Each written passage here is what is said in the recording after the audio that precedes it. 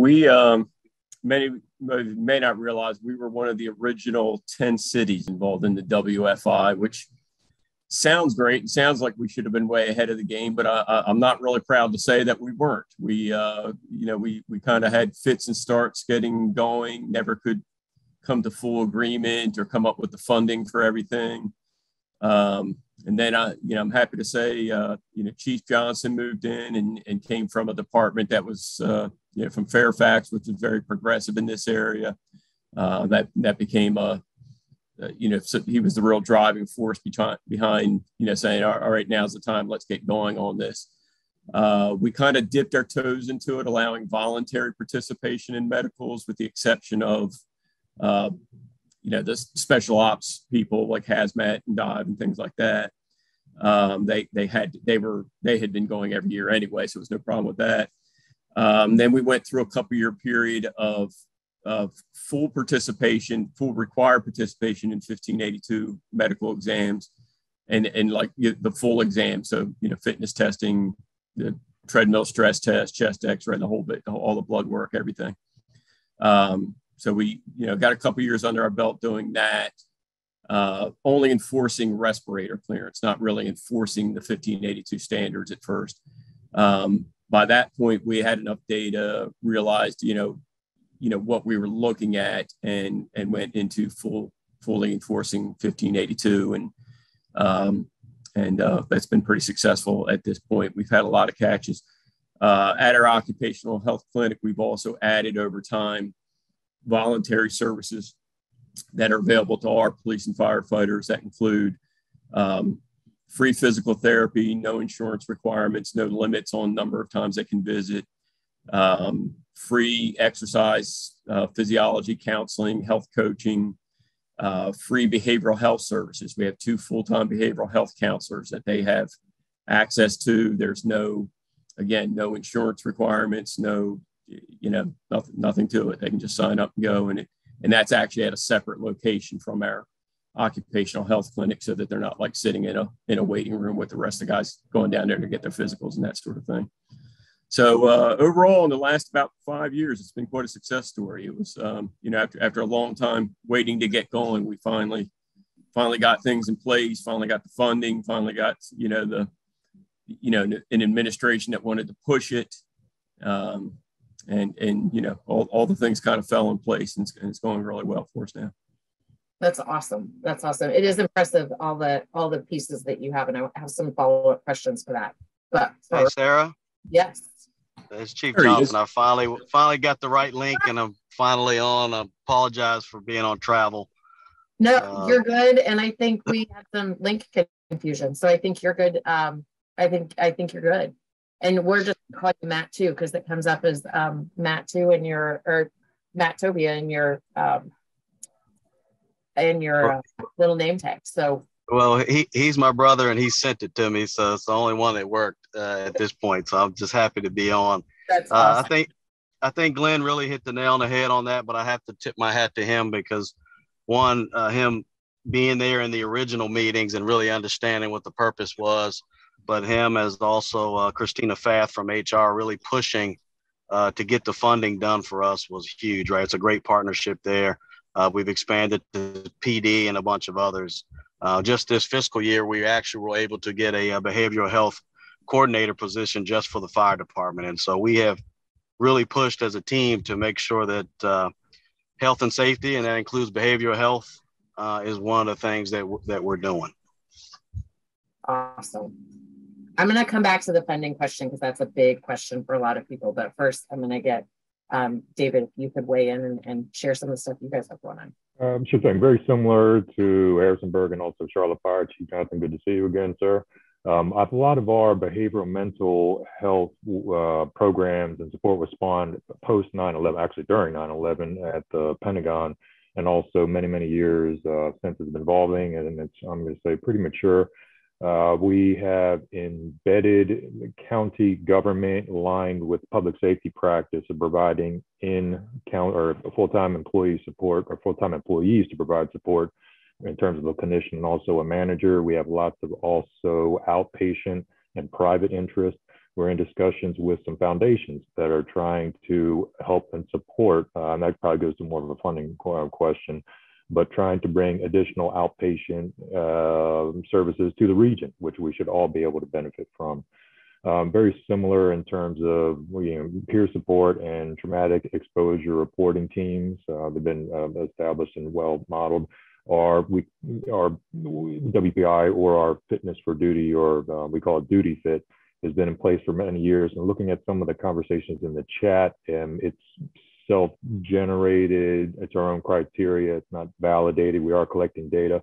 Had to take a little bit of pause during the pandemic, but we brought it back in. It's non-punitive, and we're trying to evolve it and compare it to performance of the previous year. And this last session was very successful. So, and that's coupled with NFPA physicals, incumbent, and also new hires. So very, very similar to the spread of a lot of departments. We're listening to our employees, we're listening to our members, and we brought in contractual yoga service. A yoga instructor can come into stations and provide that hour of service. That's a hit. And looking at our careers 20 years ago, we couldn't even spell yoga. Now we're doing it on shift. So I think we're definitely evolving on some of those fronts. So very similar practices. Very reassuring to hear that we're all kind of on the same frequency. That's awesome. That's awesome. I know you have a lot of great stuff going on there too. So I have, I'm going to come back to you and ask about listening to members and things as they evolve. But Matt, you're up first talking about the WP. They were in the chat, people are asking if the WP is validated, who did that, and also if you could just share the information. And what the components are. I got lots of questions.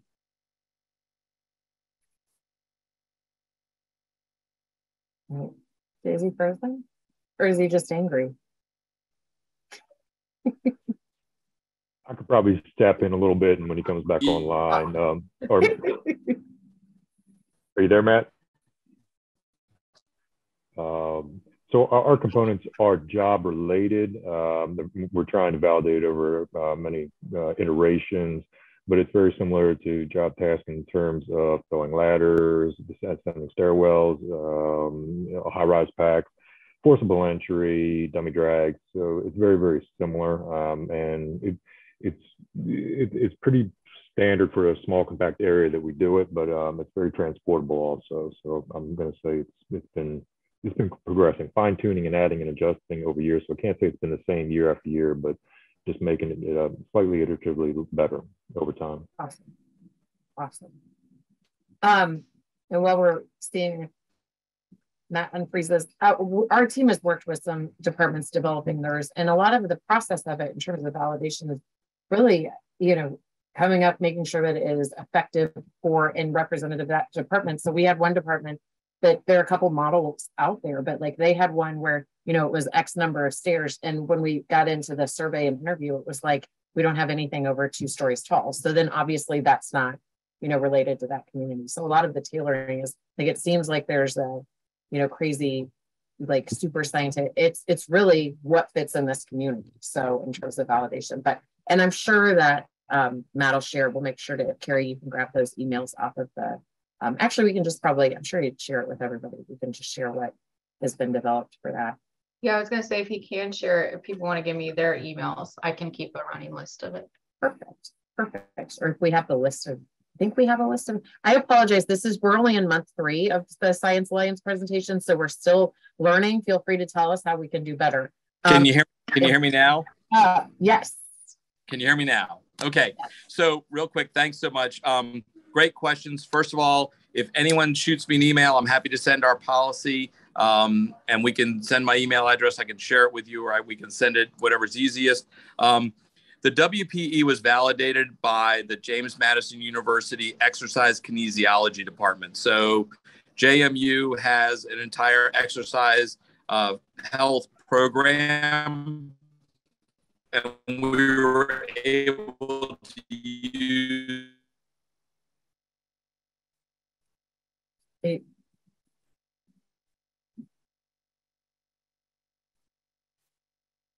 He's just kidding.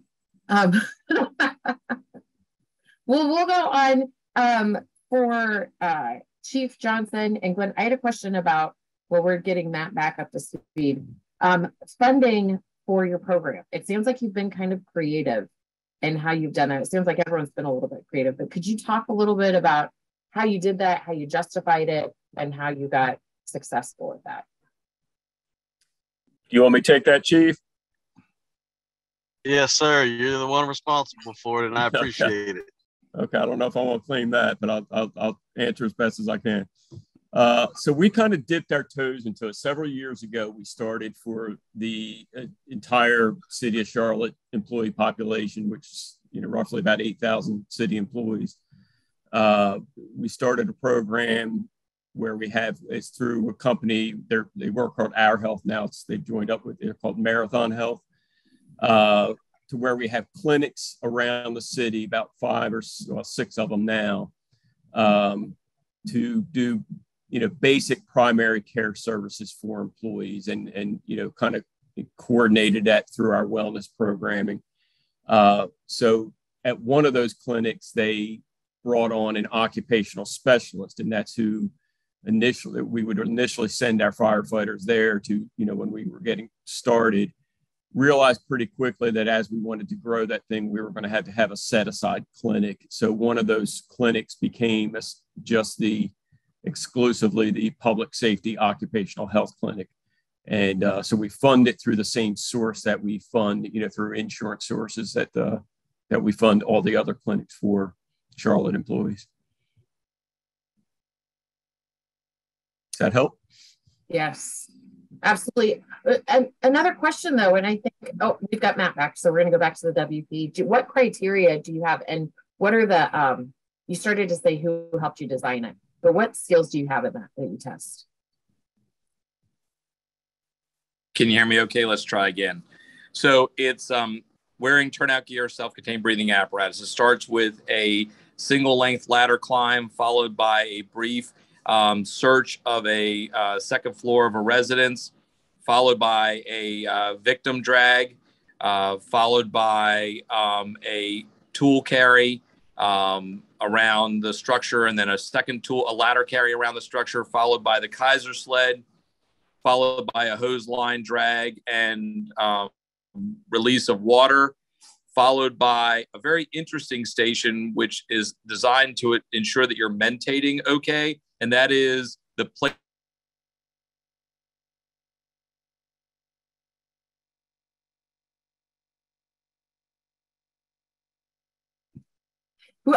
It stopped right then when he said it's a very interesting station.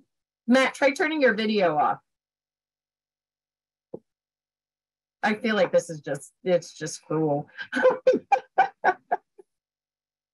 We'll get it back on and we'll figure out what this interesting station is. What about, so you mentioned, a couple of people mentioned funding where they work with like foundations, and you're working with community organizations and funding from, I think Matt mentioned a charitable foundation. Who are you tapping for that? How are you approaching them, and what's successful? This is Dave. We're in preliminary discussions, so I would rather not divulge that just yet. But right. What it comes down to is really just asking, trying to find some either foundation, group, organization, and really supplementing some of the funding for our private focused health, wellness, physical fitness, embedded specialists came from just calling or connecting with our healthcare provider and showing that these services can offset some of their costs and bring someone back to duty. And they funded 50% of it over the last 2 years. So it's really just asking. And we were kind of surprised. We thought it was going to be immediate, no, get lost, but there was an engagement there, and we just had to do a little bit of justification, and they're all on board. And I think I have the same. I'm going to roll it into the next request for proposals for the next healthcare provider to probably provide more providers, and also strengthen numbers, coupling with public safety, police, sheriff, emergency communications operators, all of the above. There's so many commonalities, and having that ability to either pull resources, share costs, or if you're in a region, work and ride, common contract and procurement vehicles in the Metropolitan Washington Council of Governments, we put that out on the street for solicitation, and we have a good contract for these services, which is rideable from anyone. And I'm sure many large consortiums offer the same services. It's really just searching, finding, look for the vehicle, and then go to some probably unconventional funding sources, and again, they may come through. That's awesome. I am surprised. I guess not surprised, but it's interesting to see when I see departments partner with, like, even I've seen Broward County partnered with like Whole Foods for a while to do some or local, like, are you guys involved a lot? I know Matt mentioned a local university. A lot of departments have left with universities locally. Have you guys had any progress in that area with those types of folks? In years past, I believe, coupling with physiology or health or some kind. Yep, I've heard of that. Can't say we're doing anything active, but again, it's really use your imagination and make those connections and contacts. It's really, you can't say yes until you ask. Yeah. Well, who doesn't love the fire service? I mean, Matt, can you hear us? I can. You hear me? So you broke up as soon as you said. And then there's a really unique, kind of weird station, and it's right. So it's where the people have to alternate placing a softball or a baseball on a cone in series.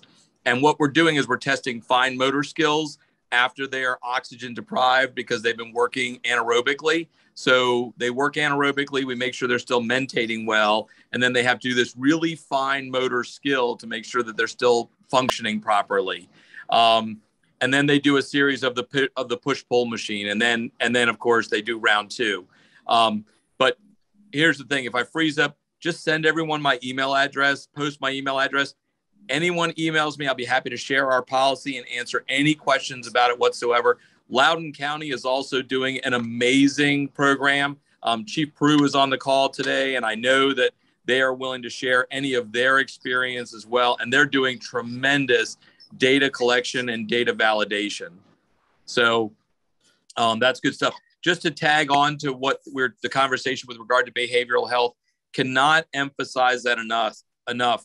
We have a really, really active peer support team on the fire department. And the interesting thing about that, we're a small department, right? 100 people, soup to nuts. Our peer support team has 30 people on the team who've all gone through peer support training. And what that provides is our personnel can go to someone they like, trust, can confide in, and have conversations with.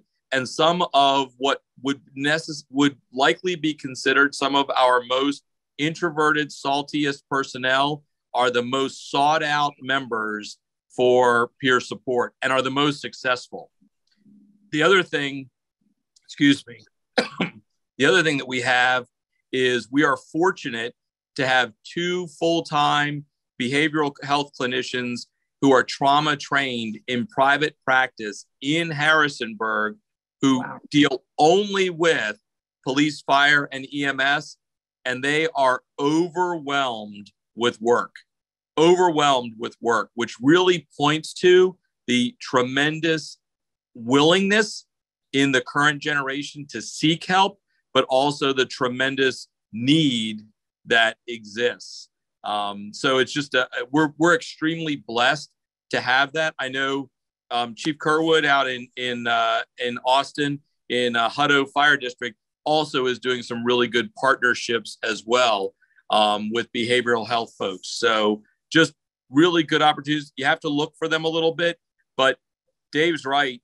Universities, particularly university professors, are hungry to find ways to give their students real world application experience in helping people. And the fire department is a tremendous natural fit for that.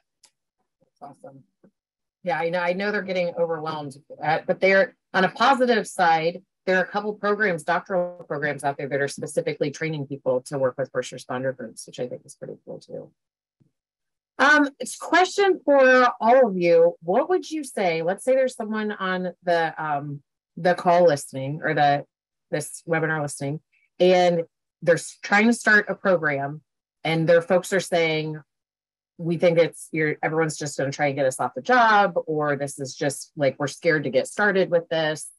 We think it's, we don't want everyone, it's just to get everyone fired, which is a common fear, whether it's physicals or it's, WPEs or whatever it is. But someone shared that no one's ever been taken off. But what would you say to that person to kind of, is that a valid fear in your experience, or have you heard of it being a valid fear? And two, what would you say to kind of calm that if it's not? So if you don't mind, Sarah, I'll jump on that because as Glenn said, we've been recent as far as implementing that. We actually implemented the physicals in 2019, but we did not implement it to the point where we had those that were fit to ride and not fit to ride. We really collected data for about 3 years. I wasn't sure, and I'm sure Glenn feels the same way. We weren't sure exactly the health of the department overall, but I must tell you, very pleased that we kind of fell in with a normal average there of how many members would fall into what we're calling a category D, which means you can't ride the fire truck at all. We did have some early bumps in the road, but the way I sold it and stuck to that was it's not punitive, right? The physical is not punitive. It's really here to make sure that ensure your health and safety. And, we had some pushback, as you all know, it's change, right? And firefighters hate the way things are and they hate change. But as soon as we saved the very first person from them finding something that, that person could have died at the fire ground or at the station, as soon as that person was saved, it was crickets after that. And they realized how important it actually was. And we've worked to identify those folks that we would end up having to take off. I didn't know names because we're not supposed to know names, right? I just need numbers. And we worked with HR, city attorney's office, retirement board to try to get them at least a 5-year stint on modified duty. It gets them to a number of places, right? It either gets them to full retirement. It allows them to get other job skills if they're not going to reach retirement, where they can go and maybe work somewhere else in the city or another part of the department. And so we've taken a very careful approach to doing that, and I'll be more than happy to talk to anyone about that. And Glenn, if you got anything to add, feel free.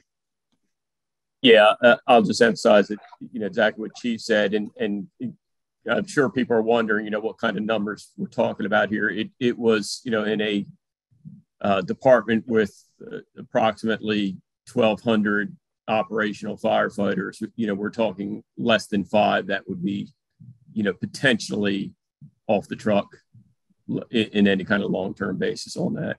And that's really, I think, more initially, I think, we knew our biggest problem would come after initial implementation. The hope is that going into the future that we have fewer and fewer. That'll be a really rare moment when that kind of thing happens, because we'll catch things much earlier in their careers that and prevent them from ever getting into that kind of situation in the first place. So that's where we're trying to get to. Awesome. I'll add on to that. Probably early involvement, or first step. Testimonials go a long way, but take a road trip. See if there's a model program. Now, every jurisdiction, every department is unique in its own right, but seeing what works and at least getting an idea of what is possible, then instead of here's the whole entire program written by specialists coming from on high down low to make sure everyone does it and everyone complies, take the extra time and bring everyone in on the ground floor. Step 1, 2, 3, 4. So there is, it belays the fear.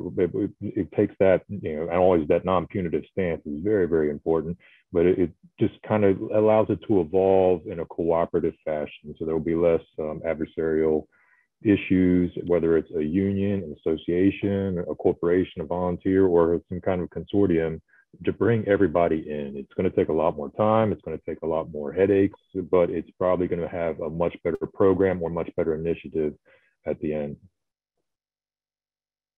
I like that point about getting everyone on board, and it's not an overnight, we're not doing it now, we are. And I know that, I think that Charlotte, you guys did it phased it in, you said over 5 years, is that right? Well, Sarah, I'm not very good at change management. That's one of my weak points. And so I might not have done what Dave did. I probably pulled the trigger less than 12 months being on the job. And we said we're going to start physicals. But again, the non-punitive part was we really tried to do that, stick to that. Obviously, if the doctor said firefighter Johnson's going to keel over tomorrow, he's not going to be on the truck. I mean, we didn't have situations like that. Fortunate enough, but we did work through that. Awesome. Matt, how about you? What would you say to our scared individual? Yeah, so when I was in Loudoun County, we actually extended mandatory annual physicals for 1,000 incumbent volunteers. And Chief Brower took the incredibly courageous decision to say, we're going in this direction. And then over the course of 2 years, we involved all of the stakeholders to work through all of the issues involved. The decision to go to physicals was not one that was up for discussion, but how we got there was completely a component of the stakeholder involvement and participation. And, you know, that a lot of this has to do on a very human level, in my opinion, with I love you so much that I am willing to do whatever I have to do to save your life, and putting it in incredibly human terms, and just being really focused from a leadership perspective about what the end goal is.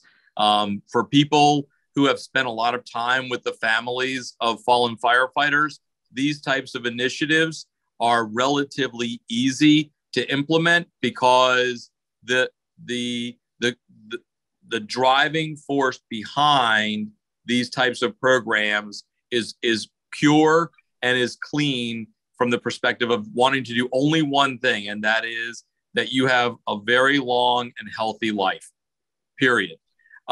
So I agree. I think finding other model programs, I think taking the long view, staying the course, you know, there will always be those who want to be, who are fearful of it.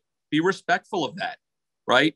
Don't try to convince someone not to be afraid of something that they're afraid of, but acknowledge it and then walk beside them, right? You know, whether that's being the first one in line to take the annual physical, whether it's the first one in line to do the work performance evaluation, whatever that looks like, it is walk beside your people so that they understand how much they mean to you and what you're willing to do for them. And I think those are the things that really, you know, can help. I think it's funny. We talk a lot about the perception that firefighters hate change and the way things are. What I really think is that firefighters hate change they're not part of, right? That they're not a part of. So where you have the opportunity to make them a part of it, I think that helps address the issue. It isn't perfect, right? Never going to be perfect. But really taking the long view, I think, makes a tremendous difference. And experience has borne that out, right? And here's the other thing. Be honest, right? If a firefighter has, you know, an occult or underlying heart condition that renders them forever unable to ever ride a fire engine again, don't lie to them about that, but do exactly what Chief Johnson talked about. And that is, you know, a 5-year transition period. So they have time to grieve losing their identity as firefighters so that they can eventually come to that decision and recognize it on their own terms. And that's a big deal. That's a great point. And one of the questions, I apologize we originally had reached out to a lot of, to both the chiefs and the unions, and then just because of scheduling, this is the most people we could get in one spot. We are going to do some future ones where we involve, definitely involve the union presidents on their conversation. But from your perspective, and again, Glenn's, the union president at their department, was all about how amazing Glenn was. And then the chief was talking about how amazing Glenn was. So how did you get the union involvement early on? And how did you ease that or massage that to make it better? Like what are the steps that you need to have in terms of involving? I was more the detail guy, so I think that's more of a Chief Johnson question, actually.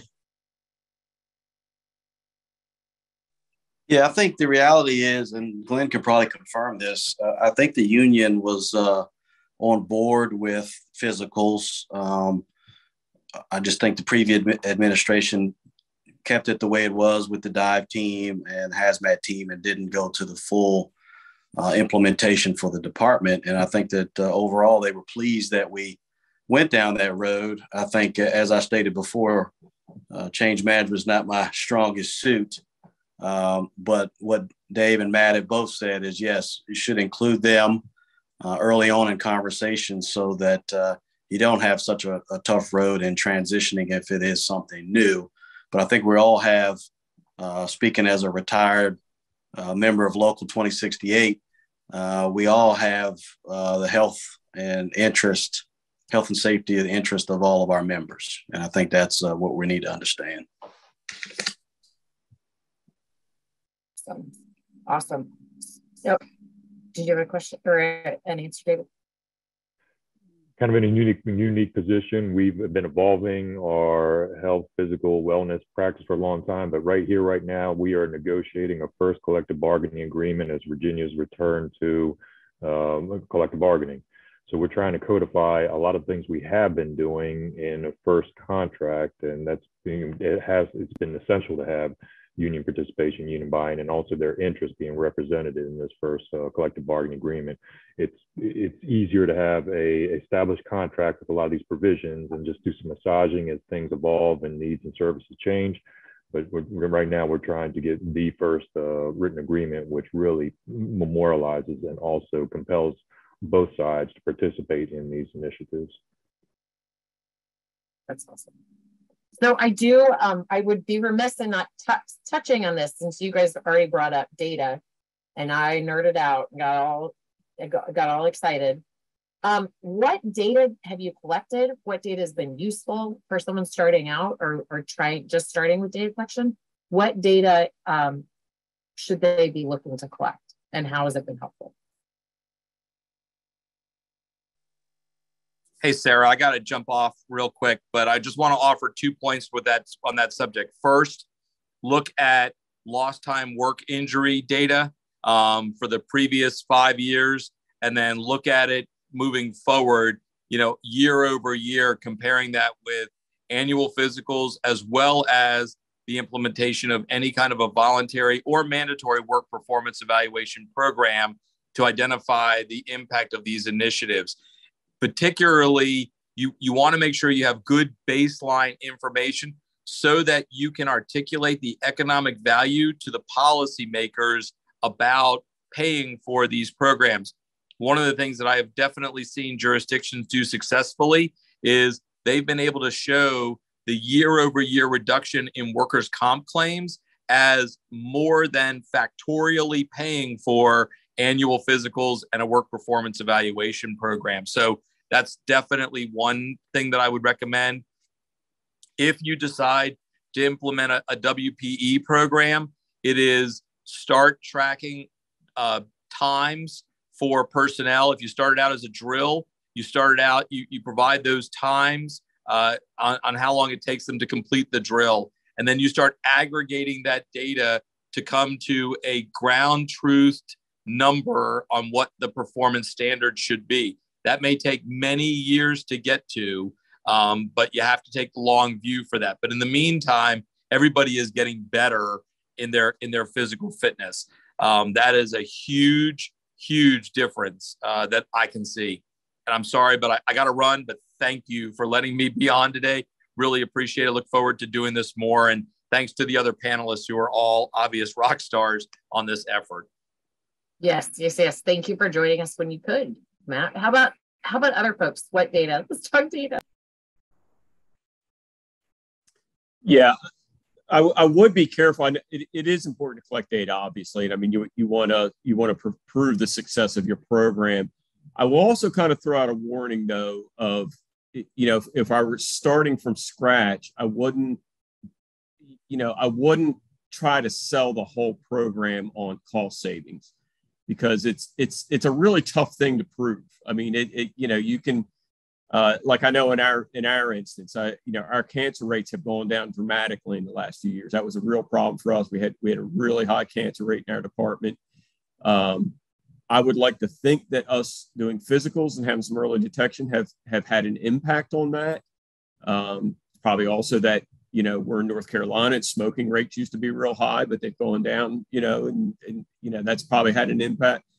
So, if I were pushed to prove that cause and effect relationship, that would be a really tough thing to do.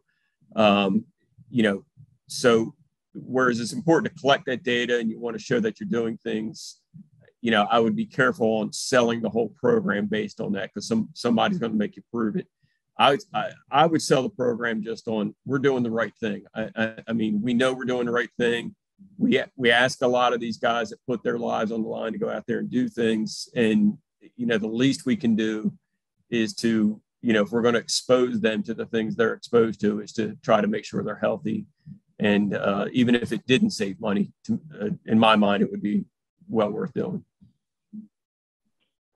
I think Glenn makes a really good point. We're grabbing data, some of it personalized, some of it anonymized, but I'm not sure we're doing the data justice or providing the right story or analysis of it. It's, we can loosely correlate some things, but I'm not sure if any one component of our fitness or wellness program is having that true market effect. I think we need to, I personally want to go to or hand this data off or bring someone in for an outside analysis, whether it's academics or someone along those lines. I feel a little better of it. We can chart graph and I can sell this. I'm just not sure it's, spot on. I think we need help and assistance on that. Awesome. Which is hopefully we're going to build some new connections where people are, because we've got nerds and there are a lot of nerds that are interested in this topic. So there's not a shortage of nerds out there. Just we'll try and make the connection. That's awesome. Well, we are coming up to the end of the hour, so we'll wrap up there.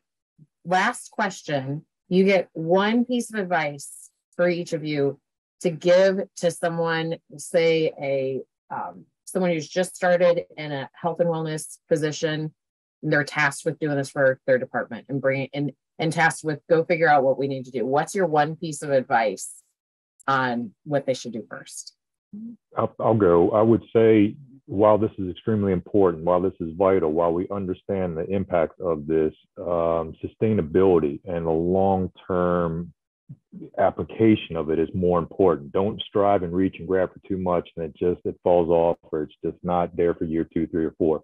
Make sure you have that quality one thing that you can at least evolve or sustain over a long period of time, and then add to it, splice things in that complement.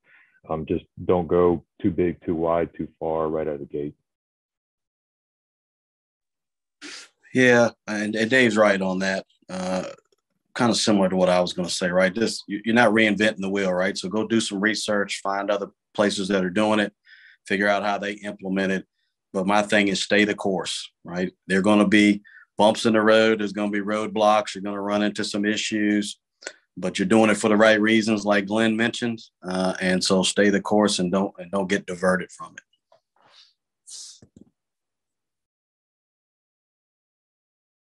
Glenn, how about you?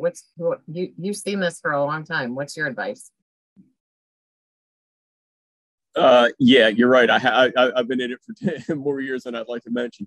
Kind of really just backs up what Dave and Chief Johnson just said, that, what I would tell other departments is don't hesitate getting started because you can't do everything you want to do right away. You can't get anywhere if you don't take the first step, and, get started with what you can do. And then just build on it. It doesn't have to all happen in the first year.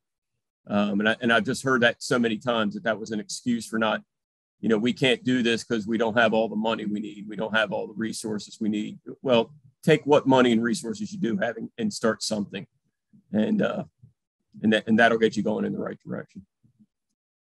That's awesome. I do think across that, I think we ended up talking to 30 departments for this project. And across the interviews, I think the message was like, you can always do something and then you can build on that. But, and there are all these departments out there that are doing really great things that can give you bits and pieces. So I think that's amazing. Well, thank you so much for taking the time to be on today. I'm going to, for anyone who is not on the Science Alliance list yet, I'm going to share our QR code so you can grab your phone, scan that, put in the code. What is it? Spotlight on Success is your code, and it'll get you signed up for the group. I know we tweeted and did some other things to get some folks on board for this. So you can do that. Join our group. Join our club. It's the entry to the fun club. And yeah, thanks everyone for being on. Really appreciate it. It looks like we had a good steady stream throughout the presentations, despite the technical difficulties and maybe my slight inappropriateness before the video started or the recording started. So I'll try and do better next time. But everyone, thanks for joining us. Thanks for joining us, our panelists, and thanks for sharing all the good work you do. Thank you. Thanks, guys. Yep. Thank you all. Take care. Bye.